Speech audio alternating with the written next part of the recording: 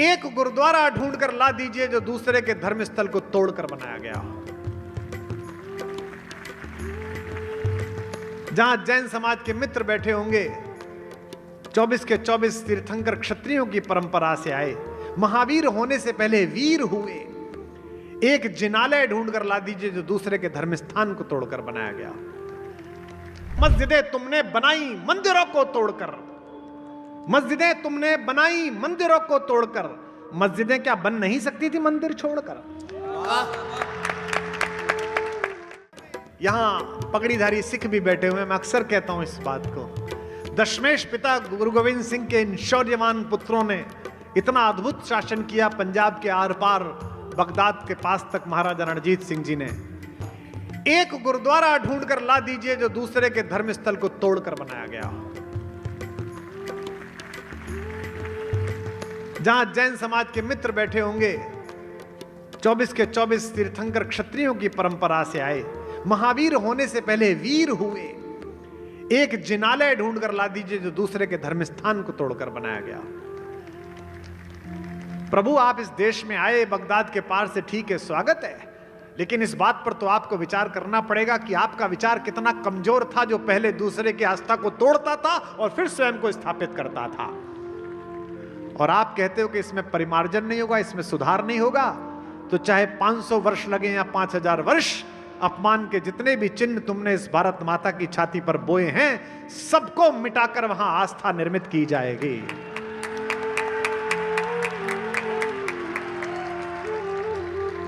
तुमने, लोग डरते हैं ये बात बोलने से, हमको भी धमकियां आती हैं, ये कर देंगे वो कर देंगे। 2 लाइन नहीं पूछ सकते आप? पत्रकार छापने से डरते हैं, चैनल दिखाने से डरते हैं। ये जो चैनल वाले आज आए हैं, आज तक है, जी है, ANI है, ये इसलिए थोड़ी आए कि कल ये आज तक पे चलाएंगे कि मैंने राम पर क्या बोला। ये 3 दिन इसलिए आए हैं कि गडकरी जी की मौजूदगी में मैं कोई ऐसी लाइन बोल दूं जो ये चला सके। भाजपा के शीर्ष नेतृत्व के सम्मुख कुमार विश्वास ने दिए संकेत, मेरा संकेत मत पकड़ो, 75 वर्ष में तरुणाई की आहट लिए हुए भारत का ज्योति संकल्प पकड़ो, विजय संकल्प पकड़ो। 2 लाइन नहीं पूछ सकते तुम, जाकर विश्व में पूछो। नहीं तो जो उसकी तरफदारी करते हैं इस परंपरा की, दूसरे को तोड़ो, दूसरे की आस्था को तोड़ो, भगवानों की प्रतिमाएं भंग कर 2.5 दिन के छौबड़े में सीढ़ियों पर बिछा दो, उनसे पूछो, उनसे कहो कि यह गलत हुआ था। हमसे भी गलती होती है तो क्षमा मांगते हैं, गलत हुआ था भाई। छोटी बच्ची को डांट देते हैं घर में, बाद में पता चलता है गलत बात पे डांटा था, उसके कमरे में जाकर उससे क्षमा मांग के आते हैं, गले लगाते हैं। हम और तुम तो भाई है, सदियों से, कहो पूर्वजों से गलती हो गई थी, क्या दिक्कत है? क्योंकि यह सवाल तो तुम भी पूछो मेरे साथ कि मस्जिदें तुमने बनाई मंदिरों को तोड़कर, मस्जिदें तुमने बनाई मंदिरों को तोड़कर। मस्जिदें क्या बन नहीं सकती थी मंदिर छोड़कर? कि तुमने सबको महल दिलाए, तुमने सबको महल दिलाए, कहाँ किसी के भवन गिराए, कहाँ किसी के भवन गिराए। फिर क्यों जग के असुर पक्ष ने, फिर क्यों जग के असुर पक्ष ने, हम दोनों के धाम डहाए, हम दोनों के धाम डहाए। ये पंक्ति वर्ष भर पहले लिखी थी, 1 साल से प्रतीक्षा कर रही थी कि इसे नागपुर में गाऊं, क्योंकि नागपुर उस 500 वर्ष की प्रतीक्षा का ट्रिगर पॉइंट था जिसने इस संकल्प को उठाया था। जब मैं इस पंक्ति को पढ़ूं तो मुझे लगना चाहिए कि जाड़े ने आहट नहीं दिया, अभी गर्मी बाकी है। जब मैं ये पंक्ति पढ़ूं, हम दोनों के धाम डहाए, हम दोनों के धाम डहाए। 5 सदी तक सब व्याकुल थे, 5 सदी तक सब व्याकुल थे, तुम उनके दुख में आकुल थे, तुम उनके दुख में आकुल थे। आज उन्हीं प्रभु के प्यारों ने, आज उन्हीं प्रभु के प्यारों ने कैसी अवध सजाई। चलो अब लौट चले हाथ उठाकर, चलो अब लौट चले रघुराई। चलो अब लौट चले रघुराई। चलो अब लौट चले रघुराई। और जो नाच रहे हैं उनके लिए पलट के पढ़ता हूं।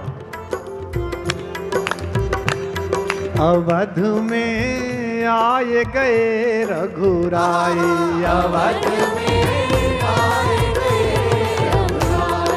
अवध में आए गए रघुराई। अवध में आए गए रघुराई। नाच रही है दुनिया सारी, नाच रही है दुनिया सारी।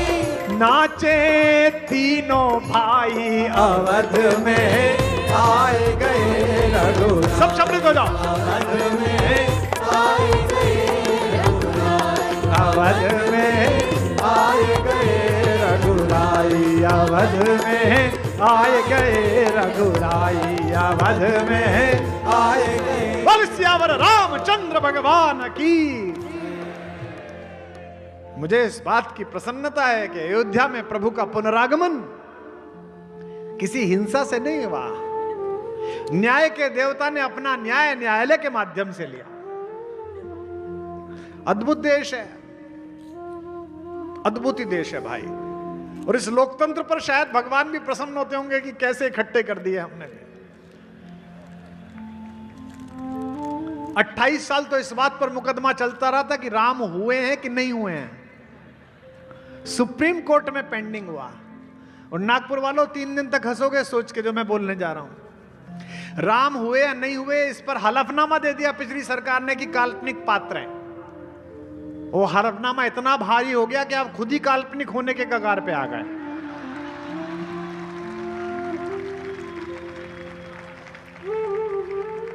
राम काल्पनिक है, हैं?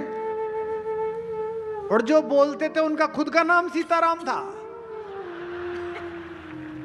एक दिन जहाज में मुझे मिल गए तो मुझसे बोले तुम तो प्रोफेसर हो, ऐसी मूर्खतापूर्ण बात करते हो, राम तो हुए ही नहीं। मैंने कहा राम नहीं हुए और सीताराम जी आप हो गए, बिना बीज के ही वृक्षारोपण।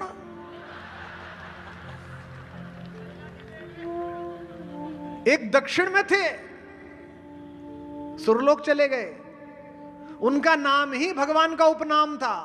भगवान को करुणा निधि कहा जाता है। वो भी कहते थे राम। आजकल उनका पोता बोलता है राम नहीं हुए। मैंने कहा अच्छा दादा हो गए राम नहीं हुए। जब मुकदमा चला सुप्रीम कोर्ट में कि राम हुए कि नहीं हुए, और जज साहब सुन रहे हैं कि राम हुए कि नहीं हुए, साक्ष्य लाओ। उन्हीं दिनों रामनवमी की छुट्टी पड़ गई तो सुप्रीम कोर्ट बंद हो गया। तो मैंने जज साहब को फोन किया, मैंने कहा हुजूर आला अगर राम नहीं हुए तो छुट्टी क्यों हुई, और छुट्टी हुई है तो राम हुए ही होंगे। अद्भुत देश है। लेकिन राम भी ऊपर बैठे हुए सब मूर्खताएं देखते, राम जरो के बैठकर सबका मुजरा ले है, देख रहे सब चल रहा है। इसलिए राम पर कोई चिंता करे, राम पर कोई कमेंट करे, राम पर कोई बात बोले तो बुरा मत माना करो। ये मानो कि इनके जीवन में भीषण दुख का पदार्पण हुआ है, इन राम के नाम में कष्ट मिल रहा है। ये जीते जी भी ना सुन पाए राम का नाम, और जब जाएंगे लेटकर पूरा गांव पीछे राम बोलेगा तब भी ना सुन पाएंगे। ये तो कष्ट है, इसमें क्या। पहली बार नहीं हुई है राम पर शंका, राम हुए कि नहीं हुए। एक इंद्र के बेटे थे जयंत। इंद्र आप जानते हैं, इंद्र राजा। राजा के लड़के अजीब होते हैं। लोकतंत्र में भी जो राजाओं के लड़के होते हैं वो बड़े अजीब होते हैं। मैं तो भाभी जी आपके दोनों पुत्रों को देखकर इतना सम्मोहित होता हूं गडकरी जी के। वो इतना लो प्रोफाइल जीते। मैं बनारस में एयरपोर्ट पे बैठा हुआ था लॉन्ज में, सैकड़ों लोग आके मिल रहे थे, नेता, विधायक, सांसद, कोई मंत्री, कुमार जी। कोने में एक बच्चा बैठा हुआ, उसके हाथ में लैपटॉप का बैग और कुछ सामान पड़ रहा था। पौन घंटे बाद मैं बाथरूम की तरफ गया तो वो खड़ा हुआ, उसने मुझे प्रणाम किया पैरों की तरफ झुककर, प्रणाम। तो मुझे लगा कोई सम्मोहित बालक होगा। मैंने कहा नमस्ते नमस्ते, जीते रहिए। सर मैं नितिन गडकरी जी का पुत्र हूं। मैंने कहा अच्छा, अरे तुम तो भतीजे हो हमारे, तुम यहाँ कैसे आए? सर वो एक व्यापार का मेरा काम था। इतने नेता भाजपा के, इतने लोग गुजरे, वो किसी के पास नहीं गया। यह विनम्रता जो आपके पुत्रों को मिली है, यह ईश्वरीय वरदान है, यह ईश्वरीय कृपा है। वरना इंद्र के पुत्रों को, हमारे यूपी आइए कभी आप, ओहो, वो विधायक जी का लड़का चौराहे पे कहता है पुलिस वाले से, जानता नहीं तो मैं किसका बेटा हूं। पुलिस वाला कहता भाई तुझे शक होगा, मुझे तो पता नहीं किसका बेटा है। तो मैं क्या जानूं किसका है। इंद्र के एक लड़के थे जयंत, वो एक दिन सुबह सुबह गए, उनके पापा पूजा कर रहे थे, जैसे आपके रेणुका माता की होती है जो आपकी कुलदेवी हैं। तो वो सुबह सुबह जयंत गया, उसने देखा कि पापा जी पूजा कर रहे हैं। तो उसने कहा कि ये क्या कर रहे हैं आप? तो बोले भगवान की पूजा कर रहा हूं। अरे बोले तो आप तो भगवानों की कॉलोनी के चेयरमैन हैं, आप किसकी पूजा करते हो? बोले राम, भगवानों के सबसे बड़े ईश्वर, सब उन्हें मानते हैं। तो उसने कहा कि ये ब्रह्मा, विष्णु, महेश, ब्रह्मा बाबा जी, विष्णु अंकल जी, शिव जी, ताऊ जी, ये सब तो सुने थे, ये कौन है? बोले नहीं, ये सबसे बड़े देवता हैं। तो उसने कहा कहां है? उसने कहा दिखा देंगे, पृथ्वी पे आजकल, स्वर्ग में नहीं है। बच्चा जिद करने लगा। इंद्रों के बेटे अक्सर जिद्दी होते हैं। अब जब भी मैं इंद्र बोलूं तो आप समझ जाना। क्या नागपुर में सुनने की क्या परंपरा है, क्या थोड़े कहे को आप ज्यादा समझते हो। लेकिन अच्छा ही हो गया, पिछले 10-15 साल में इंद्रों के लड़कों की जितनी चूड़ी टाइट हुई इतनी किसी की नहीं हुई, मजा आ गया। तो बोला कहां है राम? तो इंद्र बादलों का देवता भी है। उसने आकाश से बादल हटाए हाथ से और नीचे दिखाया कि वो रहे राम। राम उस समय इसी महाराष्ट्र में गोदावरी के किनारे विश्राम कर रहे थे माता के साथ, पंचवटी में पर्णकुटी बनाकर। दोपहर के समय जंगल से लाए हुए लाल पत्थर, हरे रंग का पौधों का सत्व और सफेद खड़िया के मिश्रण से अपनी प्राण वल्लभा प्रिया भारतेश्वरी माता के शिथिल चरणों में महावर लगा रहे थे। यहां बैठे पुरुषों, पत्नियों के स्त्रियोचित काम से बाहर पुरुषत्व लेकर बचने से पहले सोचा करो कि देवादिदेव ने भी श्रृंगार किया है अपनी पत्नी का। यह सौभाग्य का विषय होता है। कल से प्रारंभ कर देना। मैं कोई बात ऐसी नहीं बोलता जो मैं खुद ना करता हूं। मेरी पत्नी का जब भी चित्र देखो समझ जाना आई लाइनर मैंने ही लगाया है। और शुरू में काफी डांट भी पड़ी है उस पर कि बड़ा बना दिया, छोटा बना दिया, लेकिन अब अभ्यास हो गया है। जिस प्यार से मुख तक लिखता हूं उसी प्यार से यूं पलक खींच के एकदम बना देता हूं। और अच्छा लगता है कि भगवान ने भी ये काम किया। तो भगवान महावर लगा रहे थे। एक वलकल पहन रखा है, यहां यज्ञोपवीत है, और जंगल में बैठे जमीन पर। इंद्र के लड़के ने कहा ये भगवान? फिर हंसेंगे आप। इंद्रों के लड़के अक्सर मनुष्य की अस्मिता उसके वस्त्र देख कर तय करते हैं कि कपड़े कैसे पहन रखे हैं, कैसे दिखते हैं। तो इंद्र ने कहा हां यही भगवान हैं जिनकी शंकर भी पूजा करते हैं, मैं भी पूजा करता हूं बेटा। इंद्र का लड़का बोला डैडी आपको भ्रम हुआ है, तो सामान्य आदमी है, ये तो सामान्य मनुष्य है, पत्नी के पैर में महावर लगा रहा, ये भगवान कैसे हो सकता है? जयंत से कहा इंद्र ने कि नहीं यही भगवान है बेटा, तुझे पता नहीं है। उसने कहा मैं अभी आता हूं। इंद्र का लड़का एक कौवे का रूप बनाकर, कौवा बनकर पृथ्वी पर आया और शिथिल बैठे हुए, आनंद में बैठे हुए भगवान के उपस्थिति में ही माता सीता के पैर की सबसे छोटी उंगली पर जोर से चोंच मार के चला गया, जिससे हल्का सा रक्त छलछला आया। आप कितने भी सभ्य हो, कितने भी नागपुर का संस्कार हो, अगर भरे बाजार में कोई शोहदा, कोई लफंगा, कोई गुंडा आपकी पत्नी को, बेटी को, मां को कंधा मार के चला जाए तो आप पलटकर उसका गिरेबान पकड़ लेते हैं कि क्या बदतमीजी है। वे तो स्वयं राम थे, लेकिन शस्त्र अंदर रखे थे, कोई शस्त्र था ही नहीं। तो भगवान जिस सीख से वो बना रहे थे वही सीख फेंक कर उन्होंने जयंत को मारी। वो रामबाण में परिवर्तित हो गई। जयंत भागा, वो बांस की छोटी सी सीख उसके पीछे भागी। जयंत कौवे के रूप में टेढ़ा मेढ़ा उड़ने लगा, सीख भी टेढ़ी मेढ़ी उड़ने लगी। ये कहानी जब 100 वर्ष पूर्व हमारे गांव के पंडित ने सुनाई तो अंग्रेज हंसा कि क्या मूर्ख भारतीय हैं, मांस तो सीधा ट्रेवल करता है, तो ये टेढ़ी मेढ़ी कैसे चली, सीधी क्यों नहीं गई। लेकिन विज्ञान केवल वही जान पाता है जो मनुष्य की चेतना बताती है। ज्ञान ईश्वरीय चेतना है, इसलिए विज्ञान का विकास होता है। अगली बात पर मेरे गांव के पंडित को प्रणाम करना, अपने गांव के पंडित को। अंग्रेज हंसा कि ऐसे कैसे हो सकता है कि सीख टेढ़ी मेढ़ी चली जाए। लेकिन आज आकाश में जाते हुए जहाज के पीछे जब टारगेट ओरिएंटेड सेंसर की मिसाइल जाती है तो मेरे गांव का पंडित जीत जाता है और अंग्रेज का अहंकार हार जाता है। शास्त्र कहता था कि भविष्यवाणी हुई, आकाशवाणी हुई। 200 साल पहले अंग्रेज हंसता था कि आदमी तो दिख नहीं रहा, आकाशवाणी कैसे हुई। लेकिन 1960 में 70 में बुश के रेडियो के आपने कान उमेठे, नागपुर में बैठकर दिल्ली की मंडी हाउस में बैठी हुई आवाज आपके पास तक पहुंची, यह आकाशवाणी है। अब आप देवकी नंदन पांडे से समाचार सुनिए। तो भारत जीत जाता है और पश्चिम का अहंकार हार जाता है। अब भागा, आप गंभीर हो गए, फिर हंसेंगे आप। इंद्रों के लड़कों की एक आदत और होती है, जब वो कोई फजीता पाल लेते और फंस जाते हैं तो सबसे पहले पिताजी के पास जाते हैं कि पापा जी बचाइए। तो वो स्वर्ग पहुंचा। इंद्र को पता चला कि भगवान राम की प्राण वल्लभा माता सीता के पैर में चोंच मार के भागा है और रक्त निकल आया। इंद्र ने कहा द्वारपालों से कि दरवाजा बंद कर लो। वो बाहर से बोला पापा। इंद्र ने कहा मैं नहीं जानता तू कौन है। उसने कहा आप मेरी रक्षा करेंगे। बोले उनके क्रोध से कोई तेरी रक्षा नहीं कर सकता, जा। वहां से भागा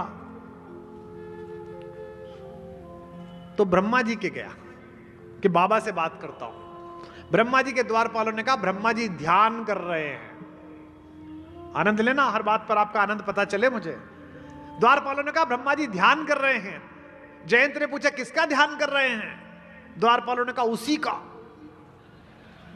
जिसकी पत्नी को तू चोंच मार के भागा है। अच्छा लग रहा है मुझे कि आप सुन रहे हैं, पीछे तक लोग सहकार दे रहे हैं। वो भागता भागता शंकर जी के यहां पहुंचा। ताऊ जी बचाइए, ताऊ जी बचाइए। बाहर खड़े वीरभद्र ने कहा रुक। बोले क्यों। बोले अंदर भगवान माता पार्वती को कथा सुना रहे हैं। बोले किसकी कथा सुना रहे हैं। बोले उसी की जिसकी पत्नी को तू चोंच मार के आया है। वो विष्णु जी के यहां गया। विष्णु जी के द्वारपालों ने कहा भगवान है नहीं, भगवान पृथ्वी पर डेपुटेशन पे गए अवतार लेके। तो उसने कहा किसका अवतार लेकर गए हैं। बोले उसी का जिसकी पत्नी को तू चोंच मार के गया है। आखिरी पंक्ति पर तो आप उछल जाएंगे। सब जगह से निराश होकर इंद्र के लड़कों की एक प्रॉब्लम और है, जब हर तरफ से फजीता हो जाता तो मीडिया की शरण में जाते हैं, प्रेस की शरण में जाते हैं कि यहां खबर लगे, खबरों में ठीक मैनेज हो जाए। तो विश्व के सबसे पुरातन पत्रकार के पास गया। निमिष जी आप तो आधुनिक हो। सबसे पुराना पत्रकार कौन। महर्षि नारद। 3 लोगों की लाइव रिपोर्टिंग, नारायण नारायण। और निर्भीक पत्रकार, विष्णु के सामने भी हकलाता नहीं है। वरना हमारे यहां तो क्षमा करिए चैनल वाले, लोग बाग चैनल तय कर लेते हैं मतगणना के दौरान कि कांग्रेस को जीतता हुआ कौन से पे देखना है और भाजपा को कौन से पे देखना है। आपस में तय कर लेते हैं। नारद से पूछा कि बताइए मुझे, पिताजी नहीं कि दरवाजा खोल रहे, तीनों लोग मिल नहीं रहे, मुझे इससे कौन बचाएगा। फिर आनंद लीजिए। ब्रह्मा ने कहा वही। बोले कौन। बोले जिसकी पत्नी को तू चोंच मार के भागा है। राम बाण से तो राम ही बचाएंगे। संध्या के समय मेरे राघवेंद्र सरकार हाथ मुंह धोकर संध्या के लिए प्रवृत्त हो रहे थे, तभी पेड़ के कोने पर बैठकर चारों तरफ घूमते हुए इस बाण के बीच में कौवे ने आवाज लगाई, हे करुणा निधान, हे कृपा निधान, हे राम आपकी जय हो। बिना ऊपर देखे राम ने कहा, चिरंजीवी भव। देखा तो वही कौवा। राम ने कहा, तू वही है? उसने कहा, हां प्रभु मैं वही हूं, मूर्ख हूं, खल हूं, पापी हूं, दुष्टता कर दी मैंने, अपराध हो गया, ज्ञान नहीं था, मेरी प्राण रक्षा कीजिए। राम ने कहा, पर ये तो राम बाण है, ये तो प्राण लेकर ही लौटता है, मैं इसमें क्या करूं, एक बार छूट गया तो छूट गया। उसने कहा, ये तो प्राण लेकर लौटता है, तो मुझे भी पता है, सभी कह रहे हैं, पर अभी आपने कहा चिरंजीवी भव, तो आपका वरदान सत्य है कि आपका शाप सत्य है? राघवेंद्र सरकार ने कहा, अगर भक्त की भक्त वत्सलता की बात हो तो मेरा वरदान सत्य है, लेकिन ये नुकसान तो करेगा, तो ये तेरी एक आंख फोड़ देगा, बाकी तो सुरक्षित रहेगा। ये राम की कहानी में हजारों वर्ष पहले आया, और जूलॉजी के प्रोफेसर्स बैठे होंगे, कौवा अकेला जीव है ऐसा सुनते हैं कि जिसकी आंख में केवल एक ही पुतली होती है, जो 1 सेकंड में 12 बार दोनों तरफ घूमती है। तो जब भी राम के विपरीत किसी को टिप्पणी करते हुए देखो, चाहे राजनीति के कारण कर रहा हो, चाहे किसी कारण, समझ लेना या तो इसकी फूट गई है,